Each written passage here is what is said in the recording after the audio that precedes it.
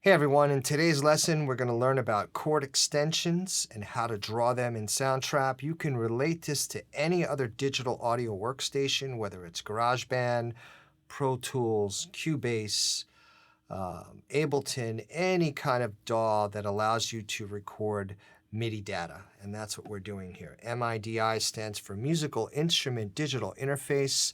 And the last lesson that we had here, if you look at it, I created a chord progression from the bass line. I drew them in. The first one was triads, which is right here.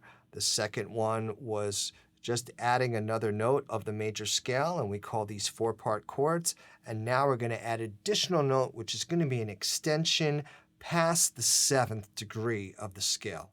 So if you haven't seen those other lessons, I highly recommend you go back on the channel and just look at it. So I'm going to do a quick review by just clicking and open the piano here. It's always good to learn some basic piano skills for any producer or anyone trying to create music in a digital audio workstation. So here we're in the key of C, and I'm going to play. And again, this always, for some reason, when I open it, it defaults as I want to see C1 down here, and C3 is middle C. So if I just go up, you're seeing the C major scale here, and I can build a triad from each note of that major scale. And notice they're all white keys in the key of C. No sharps, no flats. It doesn't mean you can't play any sharps. If you do, you're creating what we call some tensions after the seventh degree of the scale. I can play that, which is really a cool sound. This is what we call a sharp 4. It's also a Lydian type of sound from the Lydian mode, which is this. All right, and I'm going to build a chord. This was what we originally had. This is the four-part chord, as we could see, the root. This is the major third, because it's part of the major scale. This is the fifth, and this is the seventh degree of the major scale. When I add this extension, it becomes a ninth. Now, here's the thing. You don't have to play it like this. This is in a root position. I'm doing this just so you can visualize and see how this is. I can voice this any which way. So if you're a piano player, keyboard player, or you're learning piano, I highly recommend that you play and learn your triads in all 12 keys. Right? We have 12 keys before they start to repeat. Go all the way up. Learn your 3-note chords. These are all major triads. Then learn your minor triads. And then learn your diminished triads and learn your augmented triads. All right? Those are the 4 basic type of triads. Now we're adding that additional note, which is the 7. That's the 4-part chord that we could just skip a note and draw in this key or any other key for that matter. And then when we add the additional note up here, these are the extensions. This is a ninth because it's after the octave and we have the 7th, so we're calling this a ninth. All right, it's a major 9 chord, really nice, but I don't have to play it here. I can voice it this way. All right, that's really nice. So again, this is what we hear a lot in jazz, these closed voicings, these Bill Evans voicings. That's where it comes from. Bill Evans was a master at doing this kind of stuff, leaving the root out. It's really an A minor 9 chord. Look at how it's voiced, all right? Anyway, not to complicate things, we're just going to keep this really simple. We started with the triad. The second thing that we did, the second lesson that we did in drawing a chord, we did the 4-part chords. The third thing we're doing now is adding some extensions, which is this, but we're going to voice it a certain way. So we're taking that D and we're just taking the C out. The C's here, these are like your ingredients. Here's your major 7, here's your 9, here's your 3rd, and here's your 5th. And you play them together, you got a nice, really nice chord, right? So that's gonna be the first chord we're gonna create. And our extension is the 9th.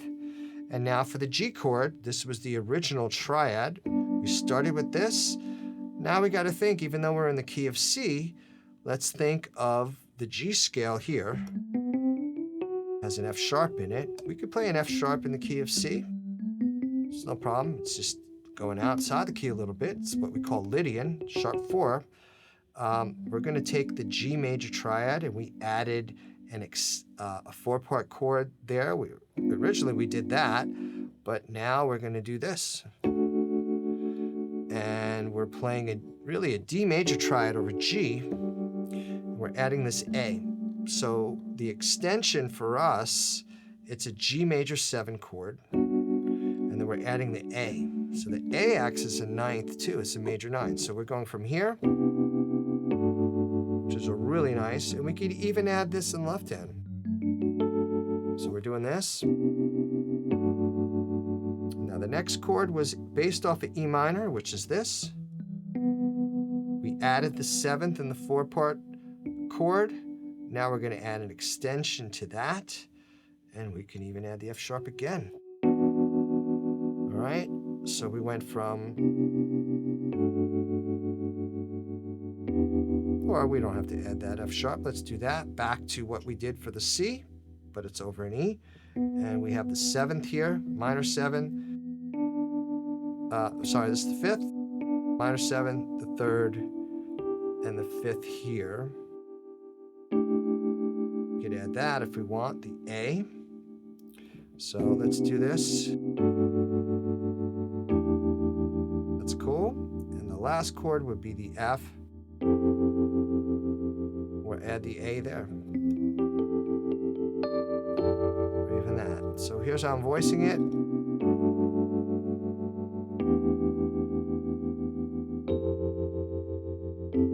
Or that. Or this. These are different inversions. So if we're going to draw this, let's go to the extensions. We have our chord here already. We're going to take our pencil, and instead of playing the B, we're starting on the C, which is cool. That's our root. And then we're going to play our C up here. But now we're going to add a D. I'm going to add the E. And then we're going to add a B as well. I'm going to take the C out. We don't need the C. Why? Because C's here. So we're doing the B, D. Oh, see, again, this is going to happen to you. I'm trying to point here. And there's our D. There's our E. There's our G. And what do we have up here? Nah, we don't need that. So here's our first chord. Our second chord is built off a G. So we want the G in there. I don't think we need that. There. Let's take this and move it to A. And let's take this. This is the B, A, B. That's cool. I like that. That's really nice. B, and we'll add a D. We have a D. We don't need an E. We can go, well, let's keep it open.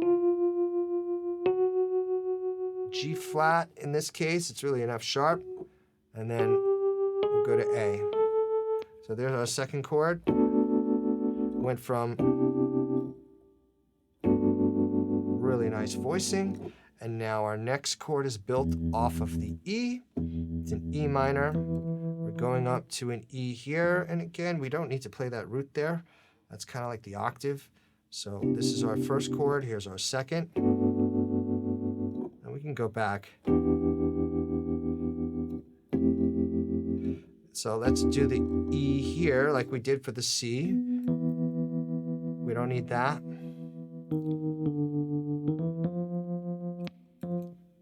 We delete it.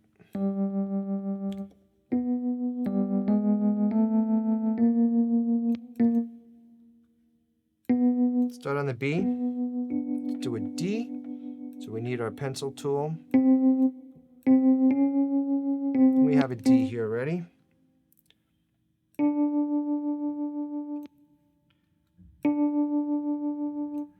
And let's add E. And let's add a G. And I think we're good there. And the last chord.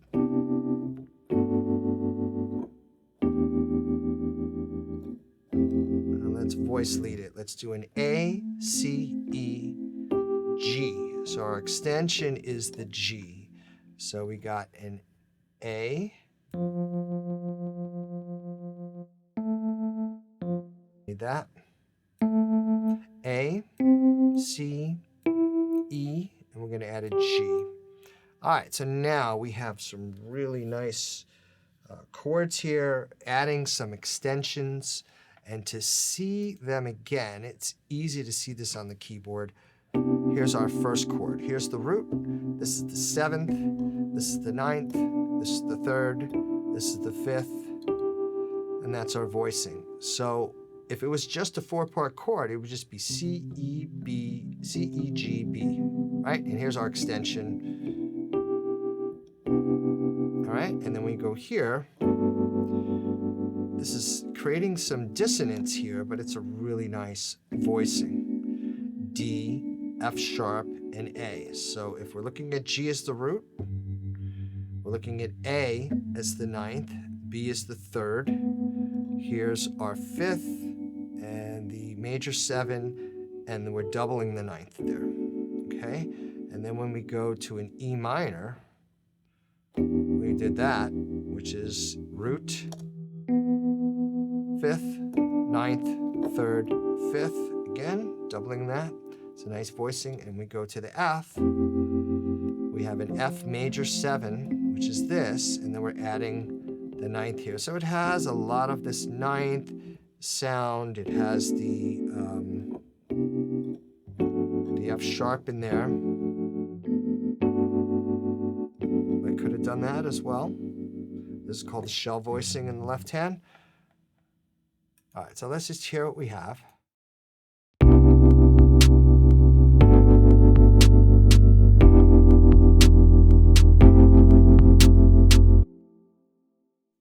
Yeah, I kind of like it.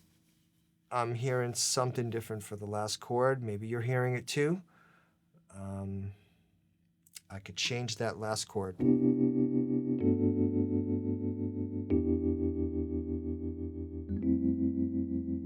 That's different.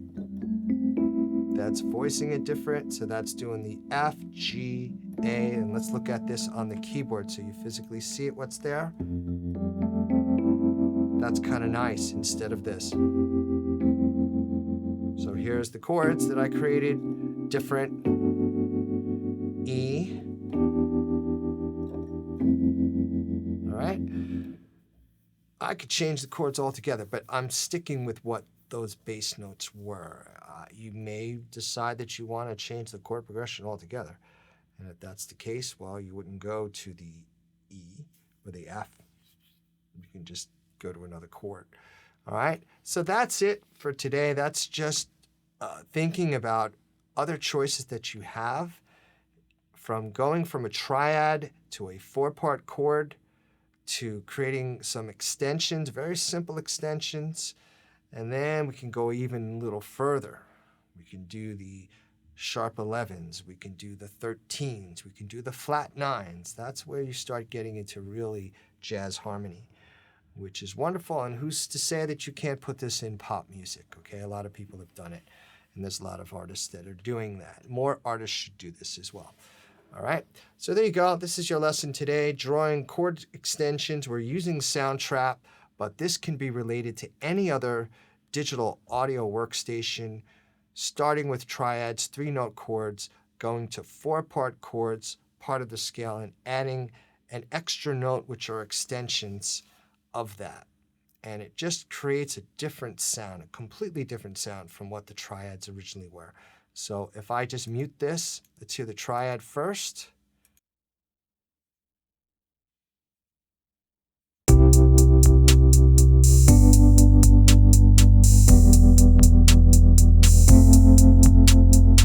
All right, let's hear the 4-part chords.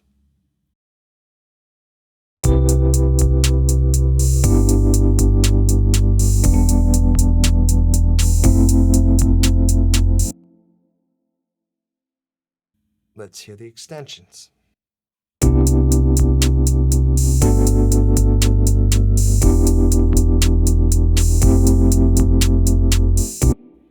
All right, there was a note in here that needs to be fixed. Something sounded a little funky. I think there's an extra note in there. Yes. All right, looks good to me. That's it for today's lesson. Have fun with this. By all means, experiment. Highly recommend you to just take some piano lessons, some keyboard lessons. Just learn your theory here. It's simple in a way, but it can get complex. But it's something I think is very important for anyone learning how to do this. All right? Just don't rely on your ears. Learn some theory and have fun just drawing some of these notes in, and just get some piano skills so you can get a MIDI USB keyboard and just playing these voicings. All right? Okay, so that's it for today. I hope you enjoyed it. Take care. See you in the next lesson. Take care. Bye.